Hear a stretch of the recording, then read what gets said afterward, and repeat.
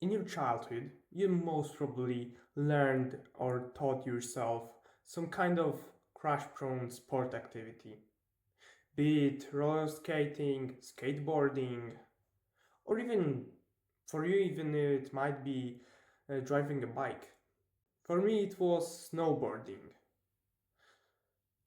2 weeks ago, I have been on a ski trip, technically a snowboarding trip for me, and I had been learning to snowboard.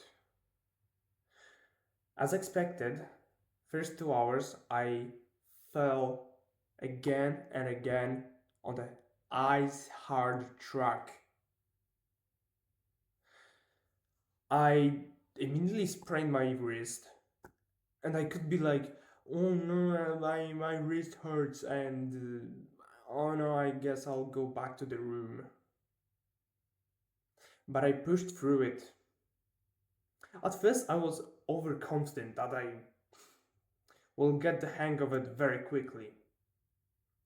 Well, as I said, I fell and crashed many times.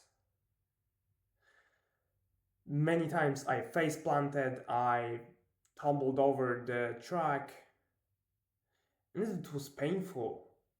It was really painful.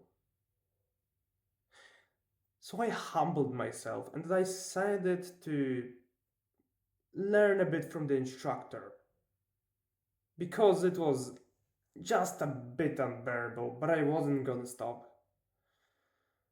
I refined my knowledge, my theory on how to snowboard,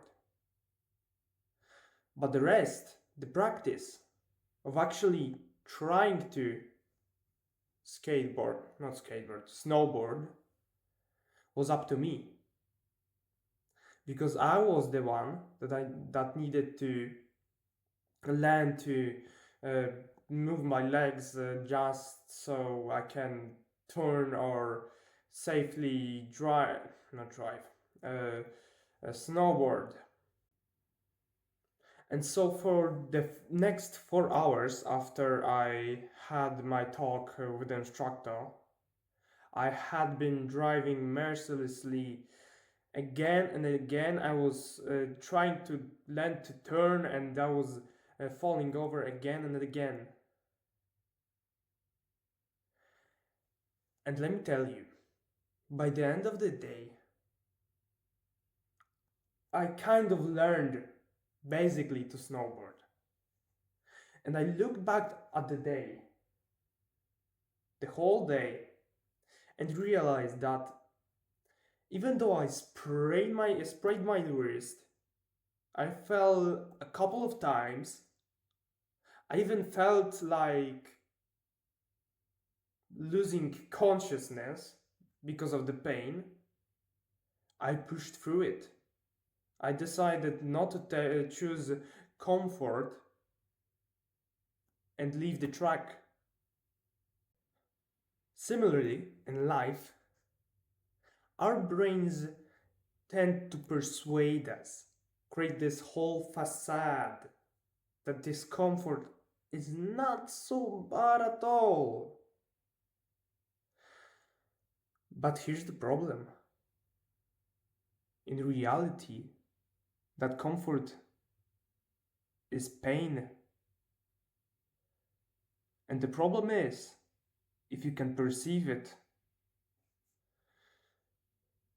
See, I learned to snowboard very quickly just because I fell again and again and it was painful, as I said many times. But do you see the pain, the comfort that your brain persuades you to choose again and again? Now, the call to action that you can take is to, when you think of any decision, think of the regret you can have later. Because when you think of regret before you take the decision and not after, then it becomes much easier to decide whether the decision the brain is trying to persuade you into is valuable to you or not. The decisions that help you going to the gym, for me, recording videos, and for you, even might be spending less time in the internet or on social media, and channel that time into, for example, going to the gym, or maybe even for you could be learning, depending on your age, could be very beneficial, and you yield so much reward from that. Take care.